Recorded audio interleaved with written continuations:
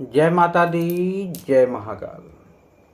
मैं राजगुरु जी महाविद्या आश्रम में आज एक बार फिर आप सभी का स्वागत करता हूँ। बहुत दिनों से फ़ोन आ रहे थे, गुरु जी कर्ण पिचासनी साधना के बारे में बताइए। कोई ऐसी साधना बताइए जो त्रिकालदर्शी हो, जिस साधना को करने के बाद भूत भविष्य वर्तमान जैसी चीज़ें सामने, जैसे टीवी में चलचित्र चलता है ना, वैसे ही चलचित्र की तरह चलने लगे। जिसके बारे में भी हम सोचें या जो हमें दिखाई दे, उसका नाम, माता पिता का नाम, मतलब उसके विषय में जो भी जानकारियां हैं गुप्त, वो हमें तुरंत ही पता चल जाए। तो उसी से संबंधित आज मैं आप लोगों के लिए एक अद्भुत साधना प्रयोग, उचिष्ट कर्ण पिचासनी साधना प्रयोग लेके उपस्थित हुआ हूँ। यह एक ऐसी साधना है जिसे आप चलते फिरते सोते जगते खाते हुए संपन्न कर सकते हैं, क्योंकि इसका नाम ही है कर्ण पिचासनी, जिसमें किसी भी प्रकार की कोई भी सफाई या ज़्यादा शुद्धता की ज़रूरत नहीं होती है। पहली बात। दूसरी बात है कि मैं हाथ जोड़कर उन लोगों से विनती करता हूँ जो मेरे पास फ़ोन करते हैं, कहते हैं गुरुजी शक्तिपात कर दीजिए या शक्ति ट्रांसफ़र कर दीजिए। तो भाई मैं डायरेक्टली कहता हूँ, ना कोई इस ब्रह्मांड में शक्तिपात कर सकता है, ना कोई किसी को शक्ति का ट्रांसफ़र दे सकता है। हाँ, आपके अकाउंट का पैसा अपने अकाउंट में ज़रूर ट्रांसफ़र कर देगा। उसके बाद आप 11,000, 51,000, लाख, 1.25 लाख, 1.5 लाख, 2 लाख, 5 लाख जो भी दोगे, पछतावा होगा और तंत्र को आप गाली दोगे। अगर आप मुझसे जुड़ना है, मेरे साथ चलना है, तो आपको साधना करनी पड़ेगी, ज़मीन पे उतरना पड़ेगा, पसीना बहाना पड़ेगा। प्रैक्टिकली करोगे तो पाओगे। रेडीमेड की चाह में हो तो आप ना ही मेरा वीडियो देखिए और ना ही मुझसे साधना से संबंधित चीज़ों पे बात कीजिए। साधना करनी है, साधक बनना है तो आगे बढ़िए। आपका स्वागत है, सदैव आपका मार्गदर्शन होता रहेगा। अब हम बात कर रहे थे कर्ण पिचासनी के बारे में। यह एक अनोखी साधना है कर्ण पिचासनी। इस साधना को व्यक्ति स्वयं कभी भी संपन्न कर सकता है। इसमें बहुत ज़्यादा विशेष गुरुओं की ज़रूरत नहीं पड़ती। हाँ, इनका यंत्र माला गुटका होना बहुत ही ज़रूरी है, और किसी योग्य गुरु के मार्गदर्शन में इस साधना को संपन्न किया जाए तो बहुत तेज़ी से तुरंत रूप से सिद्ध होकर साधक की समस्त प्रकार की मनोकामनाओं को पूर्ण करती हैं। स्वयं करने से नकारात्मक परिणाम भी आ सकते हैं, तो इसलिए योग्य गुरु का मार्गदर्शन होना जरूरी है। इस साधना को सिद्ध कर लेने के बाद साधक अपने सामने बैठे हुए व्यक्ति का नाम, ग्राम, पता, उसका जो भी बीता हुआ कल है, वर्तमान है, वो सब अपने आप ही चलचित्र की तरह पता चलने लगता है, या स्वयं ही देवी आके उस साधक के कान में उसके बारे में बताती जाती हैं, और वो जैसे हम बात कर रहे हैं ऐसे ही वो बताते हुए सबको बताता चला जाता है। निनांत जितनी भी जानकारियाँ होती हैं स्वयं ही उसके सामने प्रत्यक्ष होने लगती हैं। ऐसा वह कैसे करता है? यह एक सहज सवाल लोग पूछते हैं कि बागेश्वर धाम जी कैसे कर लेते हैं या अन्य लोग कैसे कर लेते हैं। वास्तव में इसके नाम से ही आपको पता चल जाना चाहिए कि यह कर्ण पिचासनी, कान में कहने वाली या त्रिकालदर्शी या भूत भविष्य वर्तमान को बताने वाली साधना है। इसका इसीलिए प्रयोग भी किया जाता है। यह साधना अपने आप में अद्भुत साधना प्रयोग है। इस साधना को सिद्धि के बाद कोई भी प्रश्न का उत्तर आप जब भी कर्ण पिचासनी से पूछेंगे तो वो स्वयं ही कान में या प्रेरणा के रूप में आपको बताती चली जाएगी, और जब तक यह सिद्ध नहीं होगी तब तक कुछ नहीं बताएगी। वो सिद्ध हो जाने के बाद सदैव हर पल हर क्षण आपके साथ, आपके सामने ही उपस्थित रहेगी।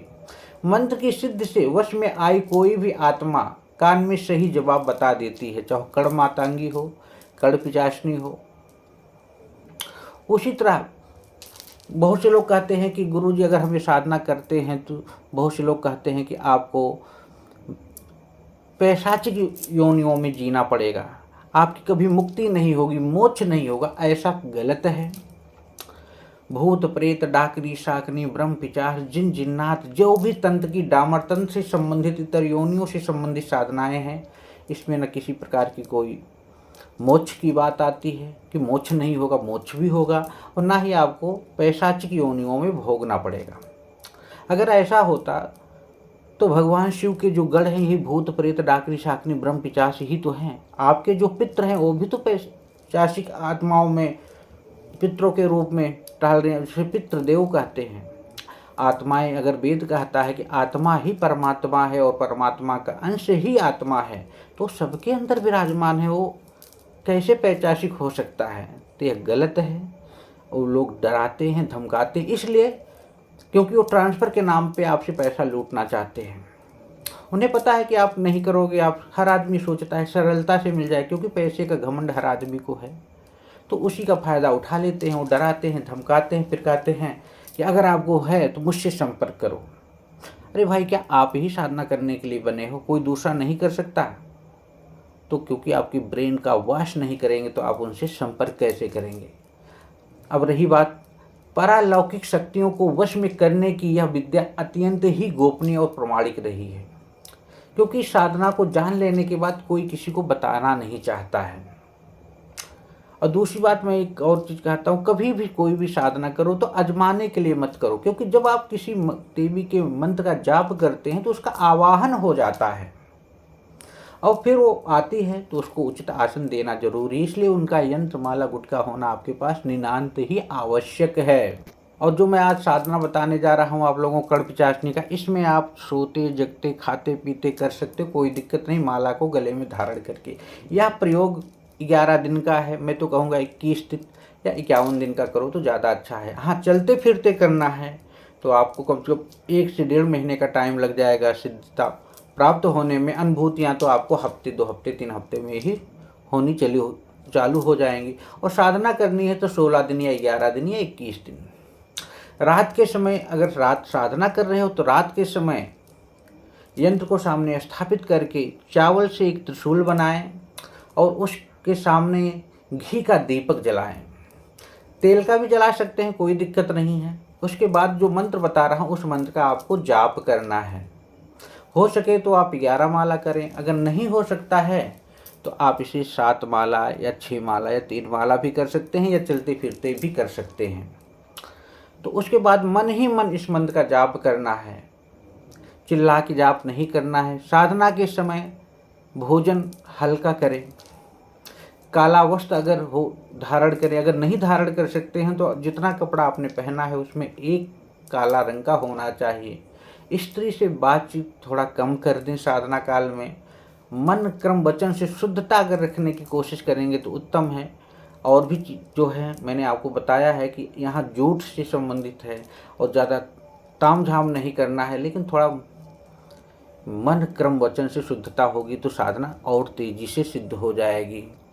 मंत्र थोड़ा बड़ा है तो आप इसे 3 माला या ज़्यादा से ज़्यादा 11 माला, नहीं तो 3 माला, नहीं तो 7 माला, या चलते फिरते आपको 1 से 1.5 महीने का टाइम लगेगा। ओम नमः कड़पिचाशनी आमोघ सत्यवदनी मम करणे अवतर अवतर अतीता नाग त्वर्त मनानि दर्शय दर्शय मम भविष्य कथय कथय ह्रीं कड़पिचाशनी स्वाहा।